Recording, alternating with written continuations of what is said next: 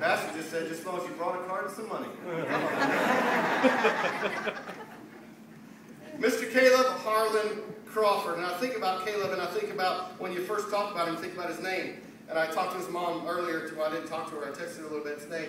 And what's interesting is about his name. He wasn't supposed to be a Caleb. Does he look like a Matthew to you? That's what his mom and dad were going to call him. But Caleb's father, who was a pastor, he came home from a preaching conference after hearing a sermon on I Want That Mountain and how Caleb strove for that mountain. He came home and said, we're naming our son Caleb. Boy, I tell you, if we could pattern our life after Caleb, what a great man of God he was. I think about Caleb, and I think about Mr. Caring about others. I've seen him for the last 2 years care for others. I've seen him care for brothers and sisters that weren't naturally biologically his. He's cared for Caleb Taylor. He's cared for Brandon. And I appreciate that. He cares for others. I talked to his mom, and they were having a festival, and he was such an example of the church, an example of a Christian that the Rodriguez family came and joined the church. They all got saved because they saw the testimony of Caleb. I think about Proverbs chapter number 6, verse number 20 through 22. And Caleb, I want you to hear these verses. It says, my son, keep thy father's commandment. And this one you better do. And forsake not the law of thy mother. You guys that are chuckling, you understand this time. We were at a basketball tournament. I just asked, we were at Chick-fil-A. I just asked her to get me some ketchup. Heaven, my soul. Thought I was, forsake not the law of thy mother. I'm not going to, so you shouldn't. Bind them continually upon thy heart. Tie them about thy neck. When thou goest, it shall lead thee. When thou sleepest, it shall keep thee. And when thou wakest, it shall talk with thee. I tell you, that Proverbs is a fantastic thing. If you keep that in your life, Caleb, that'll be a great, great thing for you.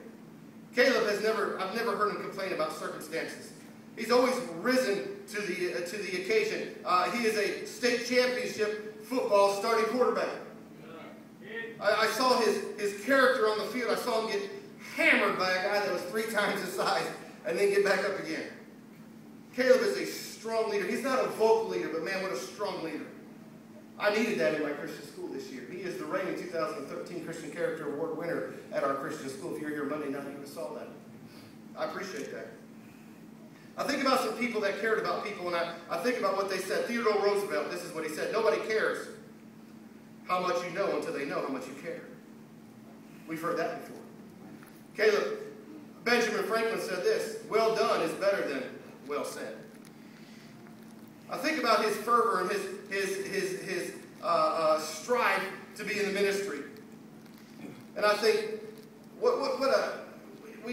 preachers' kids get a lot of rap these days. And I thank God that we can have a preacher's kid come out of a preacher's home and want to serve God. Amen.